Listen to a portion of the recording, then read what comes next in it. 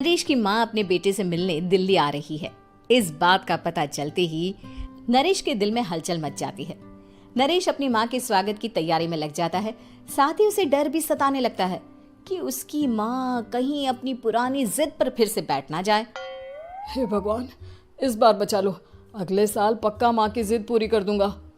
तभी दरवाजे की घंटी बजती है।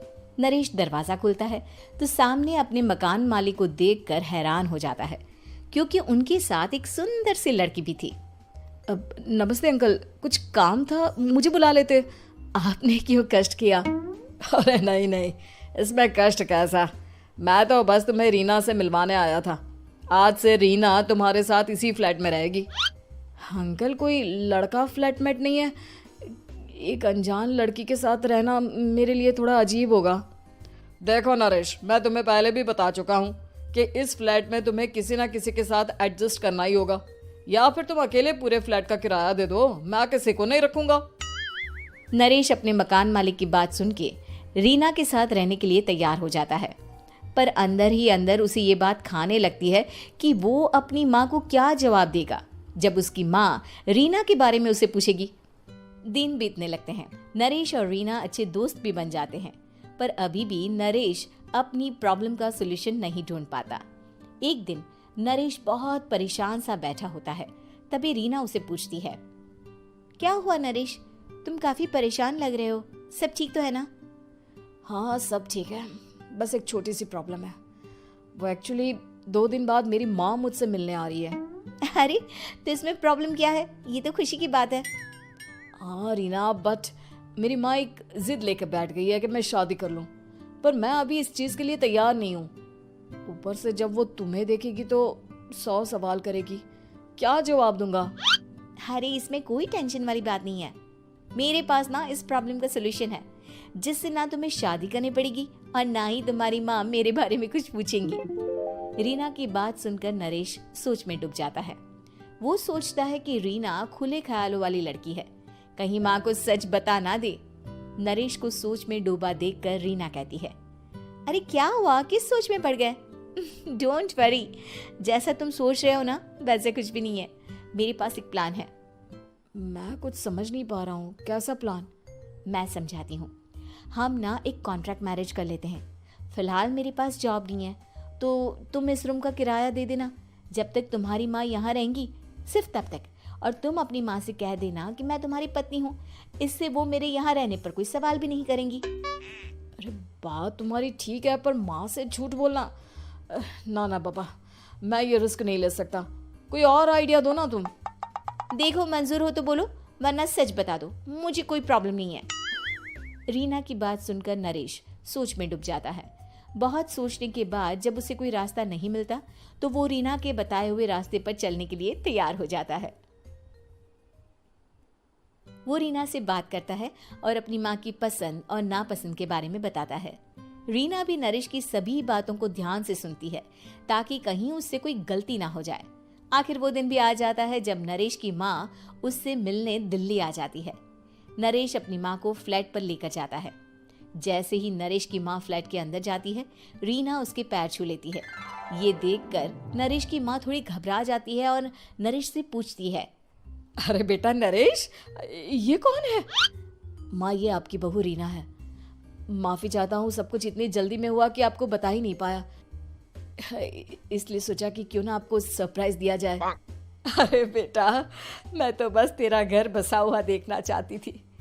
हाँ, बहुत अरमान थे अपनी इकलौते बेटी की शादी को लेकर, लेकिन कोई बात नहीं, शायद किस्मत को यही मंजूर होगा। ये कहते ही नरेश की माँ रीना को गले लगा लेती है। रीना बेटिया, मेरा बेटा ना थोड़ा नादान है, पर तुम काफी समझदार लगती हो, और मैं जानती हूँ कि तुम इसका बहुत अच्छे से ध्यान रखोगी। माँ आप चिंता मत कीजिए, मैं सब संभाल लूंगी। नरेश की माँ अपने बहू और बेटे के साथ खुशी खुशी रहने लगती है। दिन बीतने लगते हैं। नरेश की माँ और रीना का रिश्ता बहुत मजबूत होता चला जाता है। वो दोनों सारा दिन एक साथ रहती और खूब बातें करती। इधर साथ रहते रहते नरेश और रीना भी एक दूसरे से प्यार करने लगते हैं। दोनों को इस बात का एहसास हो जाता है, फिर भी वो इस बात को छुपा कर ही रखते हैं। एक दिन नरेश की माँ और रीना शादी के बारे में बात करने लगते हैं। रीना बिटिया, ये तो नरेश ने मुझे बिना बताए शादी कर ली, वरना मैं तो अपनी इकलौती बेटी की शादी इतनी धूमधाम से करती कि सारी दुनिया देखती रह जाती। अच्छा माँ, आप ऐसा भी क्या करती नरेश और मेरी शादी में जो दुनिया देखती रह जाती?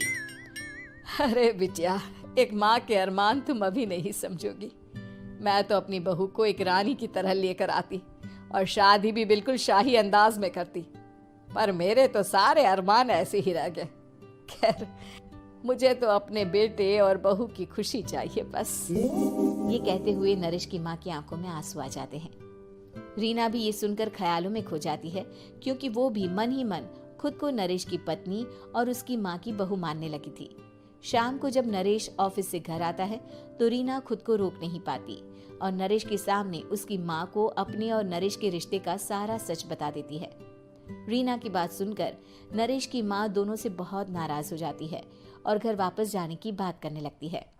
तुम दोनों ने मुझसे सच छुपाकर बहुत ठेस पहुंचाई है मुझे। अब तुम लोगों के साथ नहीं रहना चाहती मैं, कल ही वापस चली जाऊंगी अपने घर।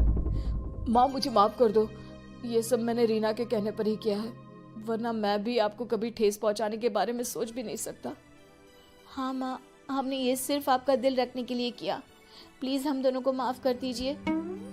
तुम दोनों ने मेरे अरमानों के साथ खिलवाड़ किया है, और वैसे भी मुझे अपने बेटे के लिए एक अच्छी लड़की ढूंढनी है, इसलिए मेरा यहाँ से जाना ही बेहतर होगा। माँ की ये बात सुनकर रीना खुद को रोक नहीं पाती। माँ, क्या मैं आपके घर की बहू बनने लायक नहीं हूँ? रीना की बात सुनकर नरेश हैरान रह जाता है। नरेश की माँ भी कुछ समझ नहीं पाती। मैं कुछ समझी नहीं, आखिर तुम कहना क्या चाहती हो?